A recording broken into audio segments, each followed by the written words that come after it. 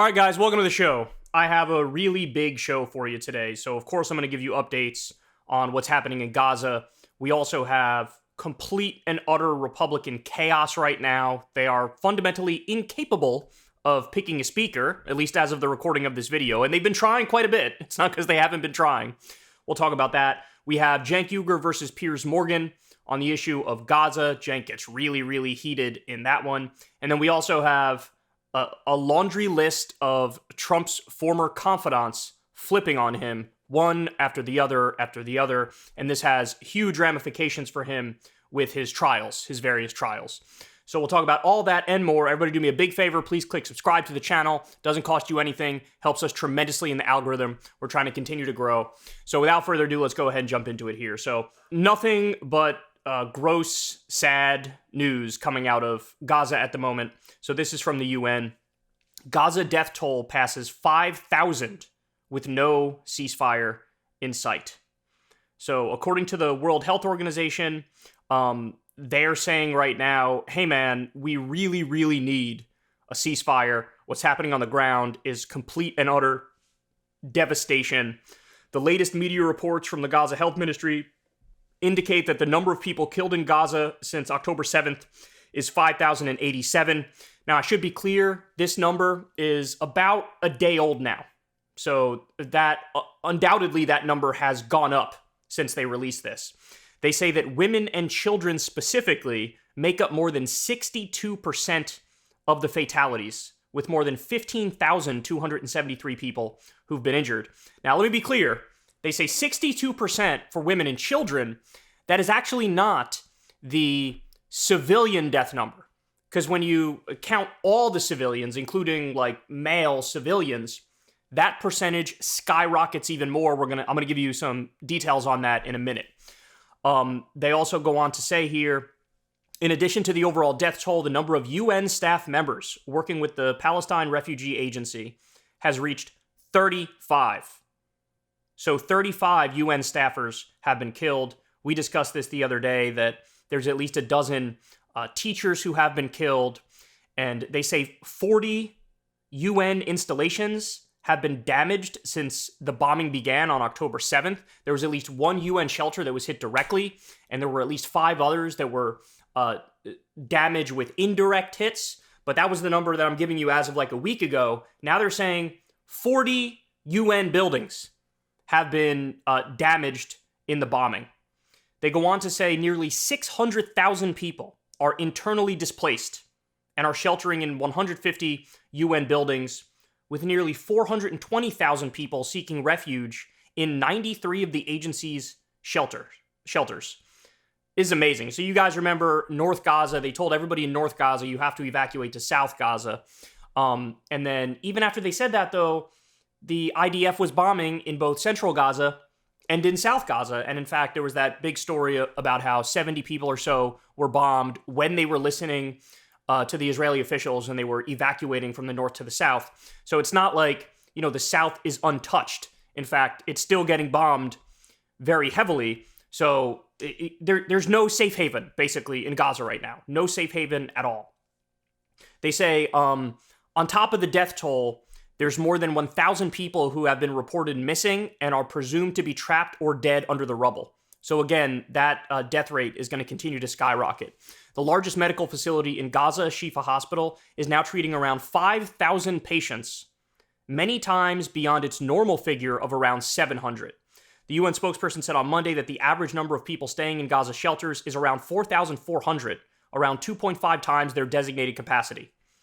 Around 70 civilians are sharing space in each UNRWA classroom. See, that's crazy, man. That's crazy. Now, on the Israeli side, of course, there's the 1,400 deaths, and that is almost all of them are from the initial Hamas terror attack on October 7th. And then they go on to describe here, there's basically a trickle of aid coming in. They need a colossal amount of aid to get in there to help these innocent civilians who are hurting. But as of right now, it's like 20 trucks that have gotten through. The UN says that that's equivalent to just 4% of the pre-crisis level of daily need. So in other words, they're only allowing in 4% of the aid that is needed And in fact, I'm sorry, I misspoke. It's not 20 aid trucks that got through. It's 34, but they need like thousands. They go on to say there's a desperate need for fuel, that even the medical facilities are either running out of fuel completely or are on the brink of running out of fuel, and like the overwhelming majority of the medical facilities can't even function. We discussed stories of they're doing surgeries without anesthetics, which mean, of course, people are screaming in agony. I mean, this is really, really brutal stuff. I'm not sure we've ever seen anything like this in my lifetime. This is way worse than Operation Protective Edge in 2014. And honestly, this is way worse than anything that the U.S. did in Iraq or Afghanistan. This is a total medieval siege. And so I'll just give you this graphic here before we get on. I got a lot of stuff on this, guys. This list is never ending, unfortunately. So they say there's about 1.4 million people, internally displaced persons in Gaza, 50,000 pregnant women without basic services, 3 liters of water per person per day as of October 16th. That's the other thing. We discussed reports previously of Palestinians drinking seawater in order to survive, medical personnel drinking IV fluid bags in order to survive. Still a full electricity blackout for the 13th consecutive day. Again, as a direct result of that, you're going to see the civilian death toll climb tremendously. There's been 62 attacks on healthcare facilities, including the Al Ali Hospital, as per the World Health Organization. So this, like, everybody's been debating whether or not that attack was a misfired Hamas rocket or Palestinian Jihad rocket, or if it was the IDF. Everybody's been debating that. But lost in the weeds is the idea that 62 health facilities have been attacked. Now, of course, the Al Ali hospital bombing was the biggest one, but it's not like other hospitals aren't being attacked. It's not like civilian infrastructure isn't being attacked all over the place by the IDF. It absolutely is. Apartment buildings, mosques, markets. I mean, you guys know this. We've gone through this every day when we've covered in brutal detail the updates. And they say 20,000 people are in need of specialized mental health services. Well, that number is going to go up quite a bit. All right, so now let me give you some more on this here. This is reported from the New York Times, and as Chuds of TikTok says, this is beyond parody if it's true, okay? They explain that of the now over 5,000 people who've been killed in the Israeli bombings, the number of confirmed Hamas terrorists was 13. 13. So, look, I'm not good at math here, but that would mean that it's like a 99% civilian death rate, right? And even if you want to say, no, come on, it's got to be higher than that. Okay, let's be kind. 95% civilian death rate? 90% civilian death rate? I think 95% is an incredibly conservative figure. But this is what it says in the New York Times. Israel said it had begun the bombing campaign of the Gaza Strip to eliminate Hamas in retaliation for the October 7th assaults on its territory that killed at least 1,400 people in southern Israel. Since then, more than 4,000, now it's over 5,000 Palestinians have been killed.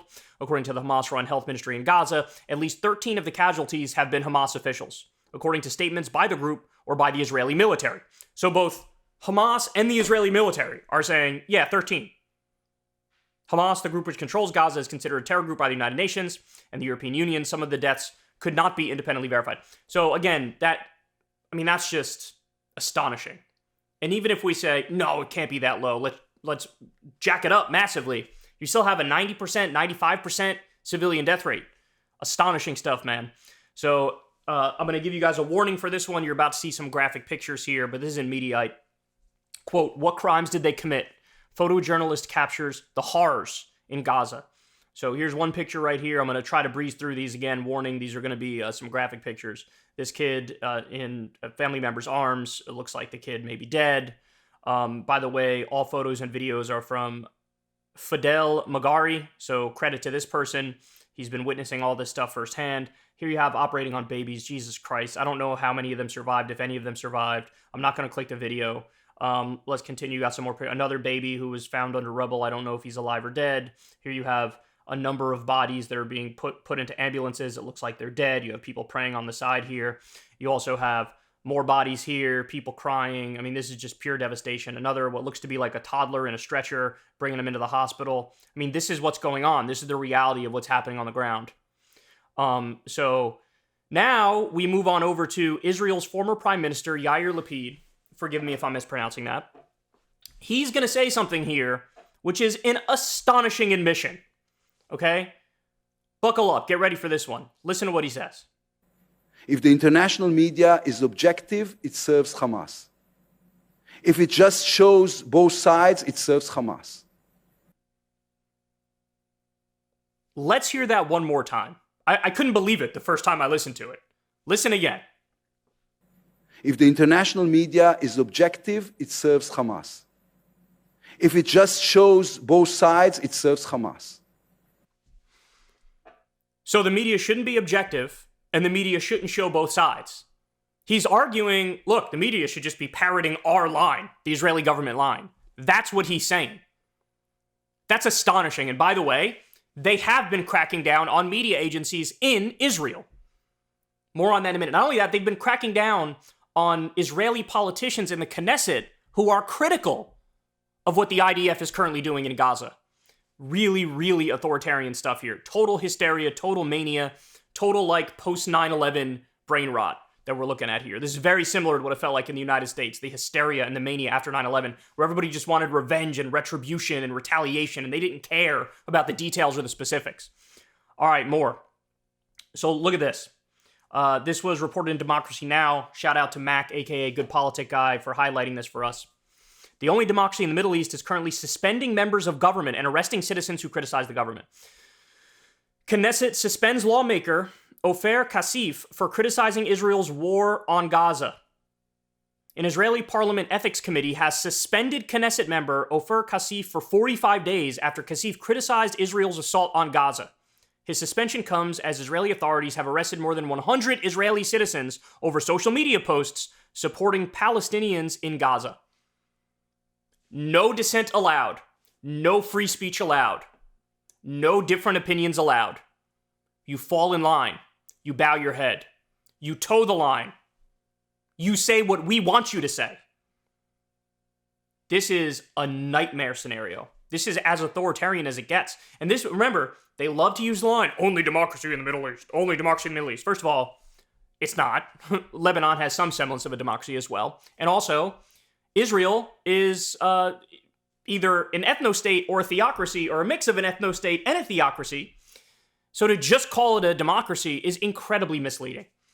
All right, so really wild stuff. More. So now, with all this crazy stuff going on, you would think the U.S. would pump the brakes a little bit, would be critical to one extent or another of the moves taken by Israel. You'd be wrong.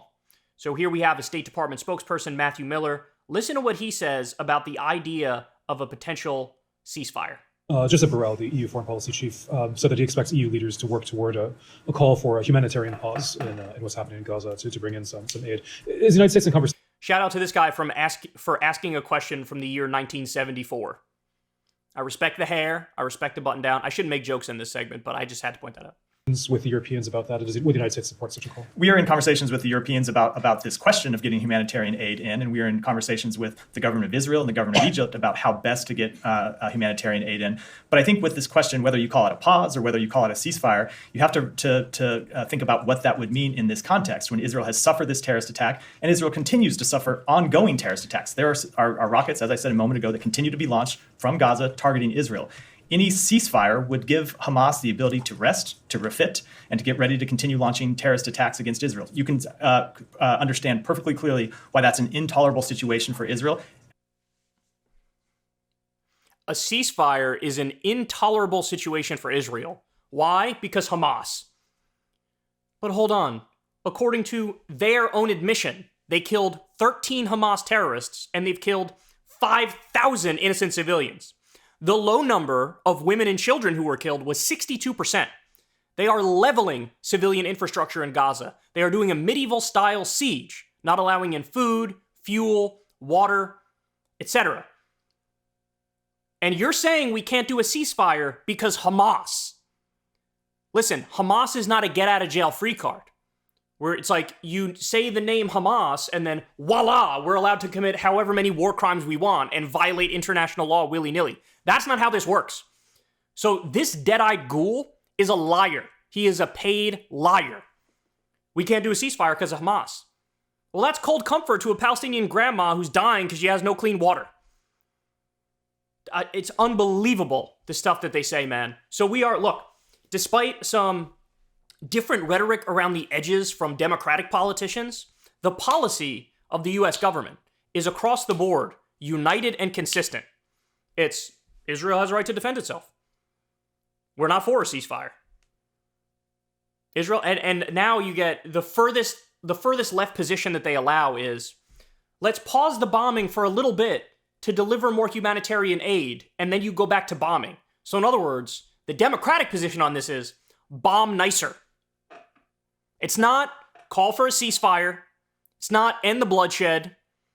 It's not allow Palestinians to go back to their homes and the medieval siege. No, the position is bomb nicer. Send in some humanitarian aid on the one hand, and on the other hand, bomb that family next. And of course, the Republican position is no ceasefire, no humanitarian pause, no aid trucks, no nothing. Just like do a complete and utter genocide of Gaza. Unbelievable. All right, I got more for you.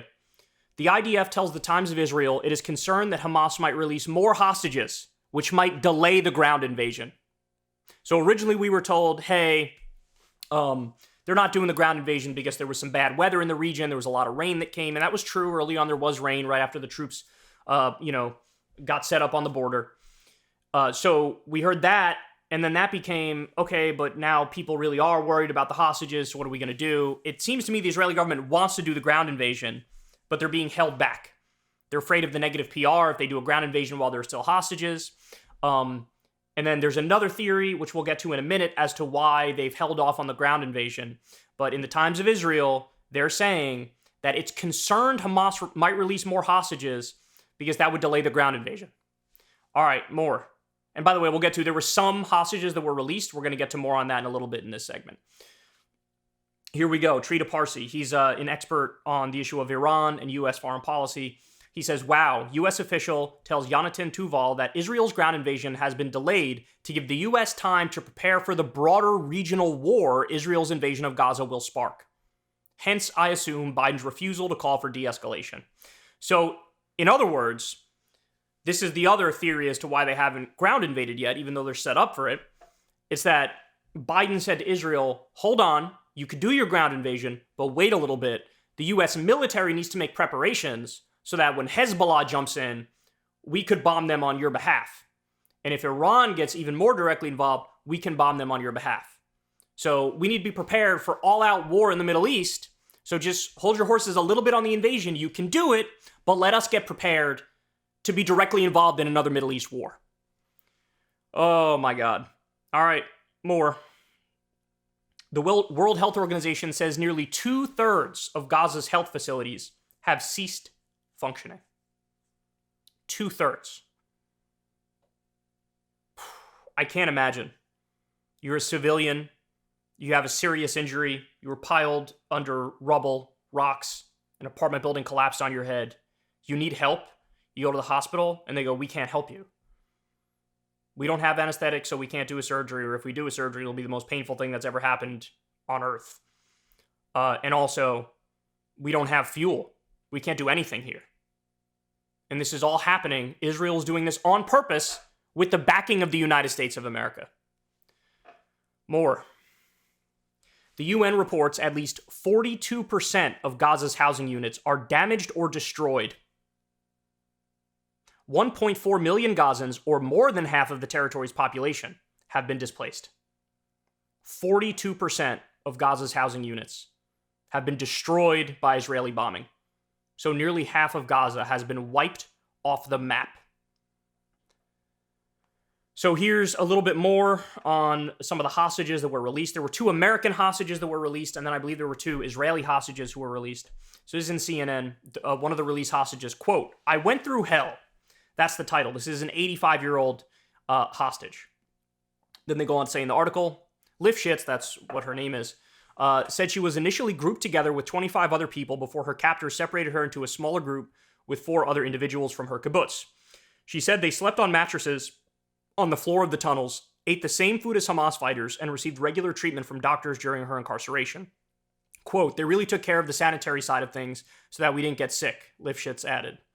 Each of the 5 hostages in her group received their own doctor, and there was a paramedic present who supervised medication, she said. Quote, they were very generous to us, very kind. They kept us clean, Lifshitz said. They took care of every detail. There are a lot of women, and they know about feminine hygiene, and they took care of everything there. So this is their own firsthand account, being a hostage of Hamas. This doesn't in any way, shape, or form take away from the brutality of the Hamas terror attack against the 1,400 civilians who were massacred. Some of the most disgusting, grotesque, brutal things you can ever imagine happened to the Israeli citizens who were gunned down by Hamas. This woman, as a hostage, tells her story, and this is what she says. All right, now we're going to go to the UN. So this is UN Secretary General Antonio Guterres, and he is going to, in so many words, say, hey, can you kind of reel it in a little bit with the war crime on top of war crime within war crimes? Can you kind of pump the brakes on pretending like international law doesn't exist at all? So I'm going to play you what he says, and then we'll get to the Israeli reaction. Even war has rules. We must demand that all parties uphold and respect their obligations under international humanitarian law, take constant care in the conduct of military operations to spare civilians, and respect and protect hospitals, and respect the inviolability of UN facilities, which today are sheltering more than 600,000 Palestinians. The relentless bombardment of Gaza by Israeli forces, the level of civilian casualties, and the wholesale destruction of neighborhoods continue to mount and are deeply alarming. I mourn and honor dozens of UN colleagues working for UNRWA. Sadly, at least 35 and counting, killed in the bombardment of Gaza over the last 2 weeks. I owe to their families my condemnation of these and many other similar killings. The protection of civilians is paramount in any armed conflict. Protecting civilians can never mean using them as human shields. Protecting civilians does not mean ordering more than 1 million people to evacuate to the south, where there is no shelter, no food, no water, no medicine, and no fuel, and then continuing to bomb the south itself. I am deeply concerned about the clear violations of international humanitarian law that we are witnessing in Gaza. Let me be clear, no party to an armed conflict is above international humanitarian law. All right, so that was very clear. It was straightforward. Hey, Israel, stop committing endless war crimes. International law matters. It appears like you don't care about civilians. You better reel it in, right? Straightforward, simple. Well, guess what?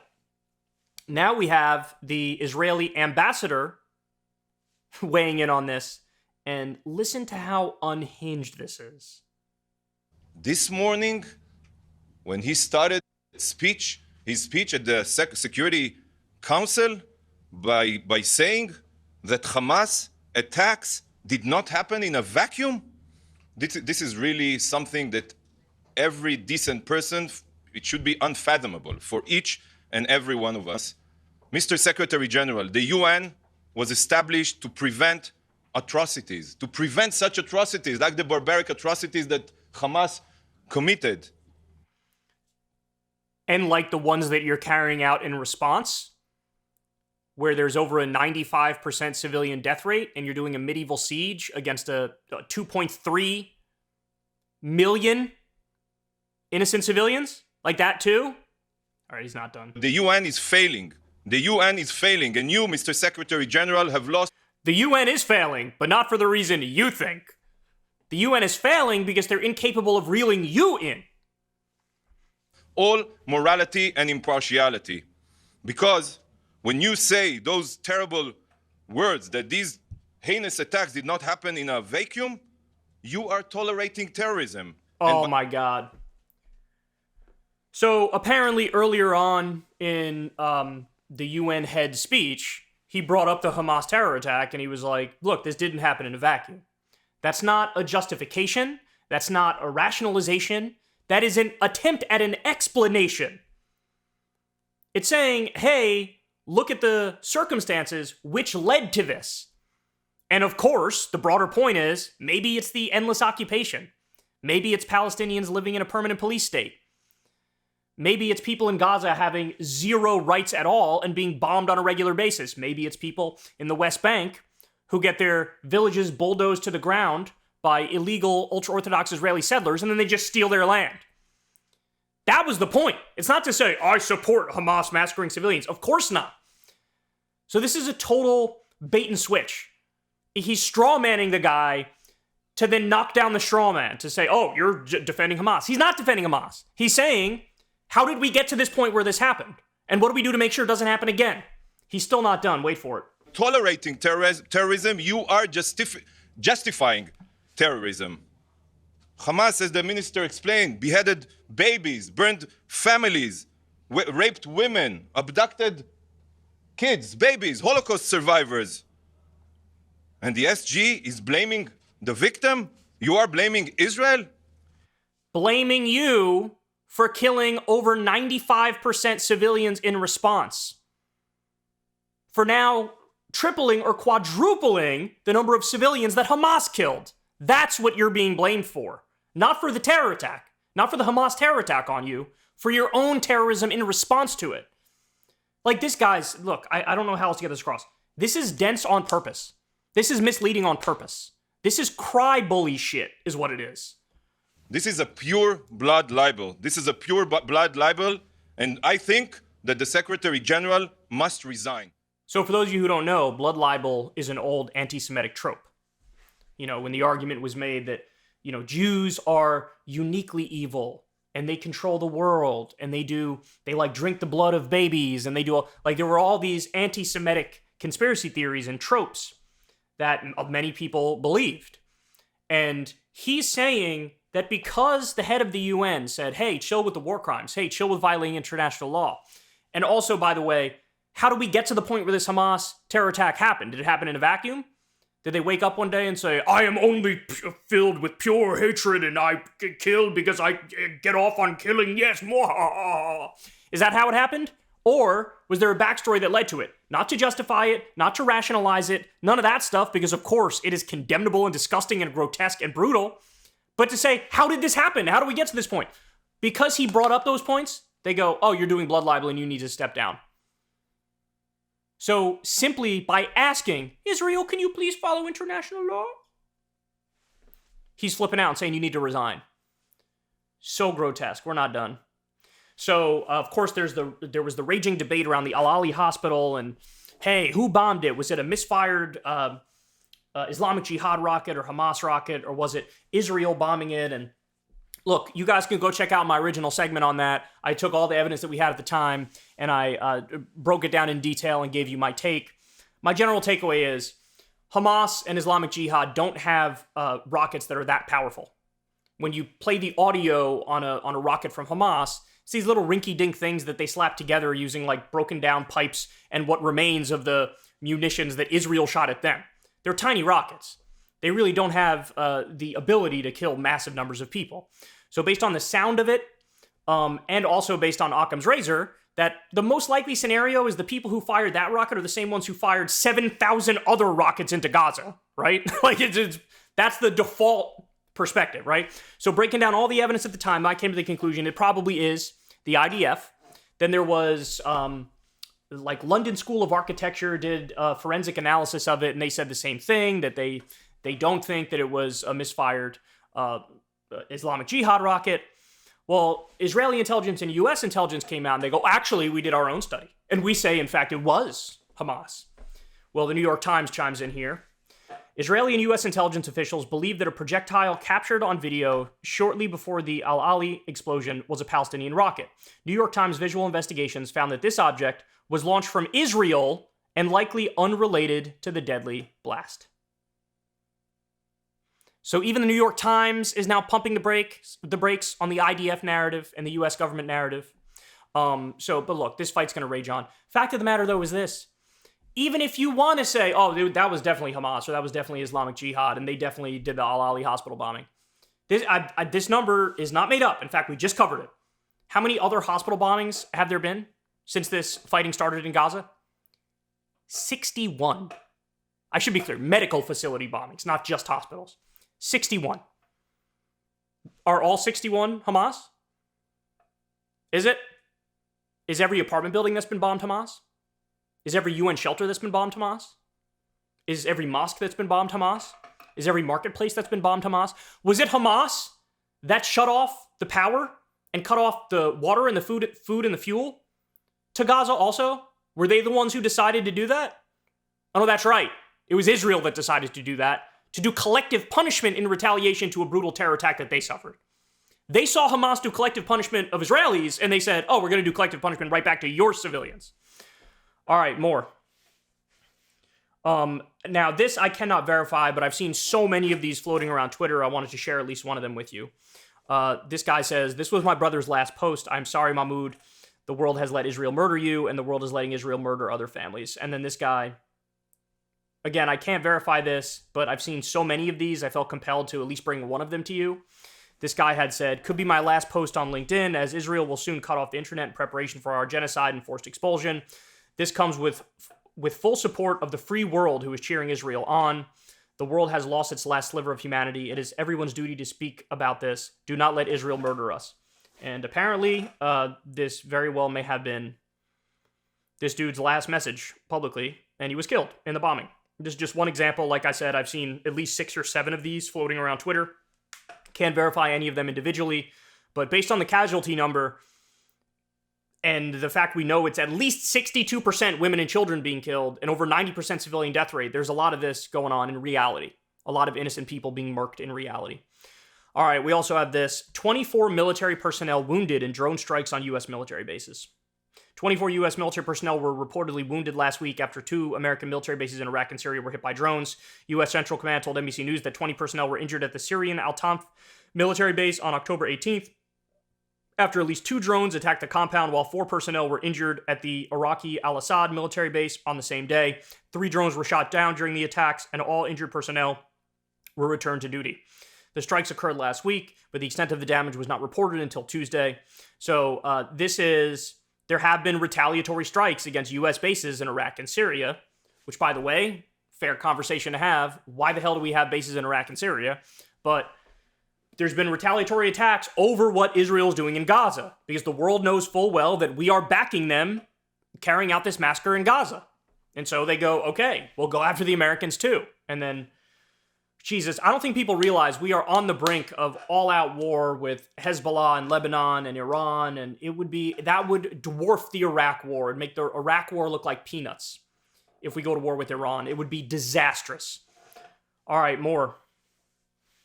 Breaking news, the Biden administration believes Israel lacks achievable military goals in Gaza, senior U.S. officials said. So it seems like it would be a bad idea to give them all the money in the world and all the weapons in the world and cheer them on, which is exactly what our policy is, to not call for a ceasefire. They know, oh my God, this is going to be like after 9/11, where we went haywire and nobody reeled us in, and it was a disaster. So many people died, so much money was wasted, we broke a region of the world. The U.S. is currently watching Israel do those same things. They're actively facilitating it. And then internally, they're telling each other they don't even have achievable military goals. Yeah, the whole point is the revenge and the collective punishment. That's what's going on. All right. Now we get to some reactions. So Nikki Haley, get this, man. God, she's so loathsome. By the way, she also came out and said, oh, we have a Department of Defense. I don't even know why we have that. It should be called the Department of Offense. I'd like for us to go on the offense from time to time. She is such a warmonger, it's absurd. She has never met a war she didn't like. She says this, I'm proud to have been the first governor to sign anti-BDS legislation. There will be no tolerance for anti-Semitism when I'm president. So for those of you who don't know, BDS is boycott, divestment, and sanctions. Boycott, divestment, and sanctions is the attempt to, through economic means, peacefully force Israel to reach some sort of a deal or an agreement with Palestinians where they have political rights and human rights and a state of their own. That's what BDS is. You do BDS of the occupied territories to try to get Israel off of the occupied territories and give them back to Palestinians, whose right it is to those territories.